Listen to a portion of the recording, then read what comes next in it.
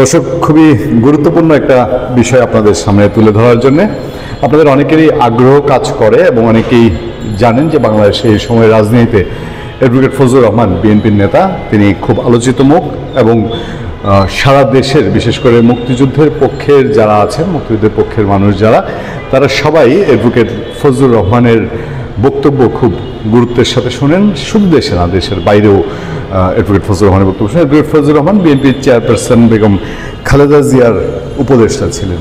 তিনি একজন মুক্তিযোদ্ধা। তিনি একসময় আওয়ামী লীগ করতেন, কিন্তু আওয়ামী লীগ থেকে বঞ্চিত হয়ে এবং একটা সময় এসে আওয়ামী লীগের থেকে মনোনীত রাষ্ট্রপতি অ্যাডভোকেট আব্দুল হামিদ এবং তার ছত্রছায়ায় যেটা অভিযোগ করা হয় যে তিনি নির্যাতিত হয়ে জেল খেটে তিনি বিএনপিতে যোগ দিয়েছিলেন এবং সেই বিএনপিতে থেকেও তিনি স্পষ্টভাষী মানুষ, স্পষ্ট ভাষায় কথা বলতেন, মুক্তিযুদ্ধের পক্ষে কথা বলতেন।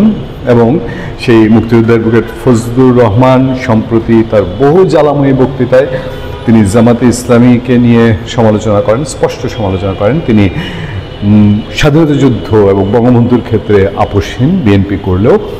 এবং তিনি গত আগস্টে এসে একটি বক্তৃতা দেন। তিনি আমাদের পূর্ণিয়ার ভিউ চ্যানেলেও তিনি বলেছেন যে একটা কালো শক্তি 5 আগস্টে দুইটা শক্তি আন্দোলন করেছে। একটা হচ্ছে বিএনপির নেতৃত্বে সঠিক আন্দোলন যাকে বলে আওয়ামী লীগ সরকারের বিরুদ্ধে, আরেকটা এর আড়ালে একটা কালো শক্তি কাজ করেছে। এই কথাটাকে পুঁজি করে অ্যাডভোকেট ফজলুর রহমানের বাড়ির সামনে মব করা হয়, তাকে নানানভাবে হেনস্থা করা হয় এবং বিএনপি 25 আগস্ট অ্যাডভোকেট ফজলুর রহমানকে শোকজ করে। শোকজের 24 ঘন্টার মধ্যে তাকে জবাব দিতে বলা হয়। ফজলুর রহমান একটু সময় চেয়ে নেন, তারপরেও তিনি জবাব দেওয়ার পরপরই তাকে বিএনপি থেকে সাময়িক সময়ের জন্য বিএনপি থেকে তাকে বহিষ্কার করা হয়, মানে এক্সপেল করা হয়। সেটা হচ্ছে নভেম্বর 25 পর্যন্ত যেটা সময় ধরা হয়েছিল। কিন্তু আমরা যেদিন কথা বলছি সেই 25 অক্টোবর, সেদিনই অ্যাডভোকেট ফজলুর রহমান ডাক পড়েছে বিএনপি চেয়ারপারসন বেগম খালেদা জিয়ার গুলশান অফিসে। এবং অ্যাডভোকেট ফজলুর রহমানের একেবারেই একান্ত ঘনিষ্ঠ পারিবারিক সূত্র আমাদেরকে নিশ্চিত করেছে বেগম খালেদা জিয়ার যিনি পিএস সাবেক সচিব জনাব সাত্তার সাহেব, আব্দুল সাত্তার, যিনি এর আগে উপদেষ্টাদের 8 জনের দুর্নীতির আমলনামা হাতে আছে বলে আলোচিত হয়েছে, সেই আব্দুল সাত্তার সাহেব টেলিফোনে অ্যাডভোকেট ফজলুর রহমানকে বিএনপি চেয়ারপারসন খালেদা জিয়ার কার্যালয়ে যেতে বলেন। এবং তিনি অ্যাডভোকেট ফজলুর রহমান, আমরা যখন কথা বলছি সেই সময়ে সন্ধ্যা 6টা নাগাদ, তিনি তার এলাকার স্থানীয় কয়েকজন দায়িত্বশীল নেতাকে নিয়ে বিএনপি চেয়ারপারসন এবং খালেদা জিয়ার অফিসে অবস্থান করছেন।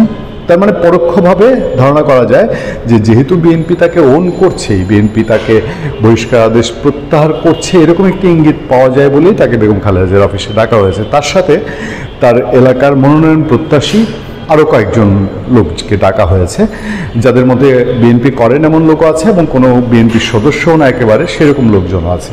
তো সবশেষ আপডেট জানার পর, মানে বেগম খালেদা জিয়ার অফিসে অ্যাডভোকেট ফজলুর রহমান ডাক পেয়েছেন, এটাই অনেক সিগনিফিক্যান্ট। আমরা আপনাদেরকে এখনও ক্লিয়ার বলছি না যে তার বহিষ্কার আদেশ প্রত্যাহার করা হয়েছে বা তাকে তার নির্বাচনী এলাকা, যেটি কিশোরগঞ্জের অষ্টগ্রাম মিঠামইন, এই নির্বাচনী আসনে তাকে মনোনয়ন দেওয়া হচ্ছে এরকম ঠিক নিশ্চিত করছি না। তবে আভাস পাওয়া যায় বিএনপি এরই মধ্যে বিভিন্ন এলাকায় গ্রিন সিগন্যাল দিচ্ছে তাদের প্রার্থীদের।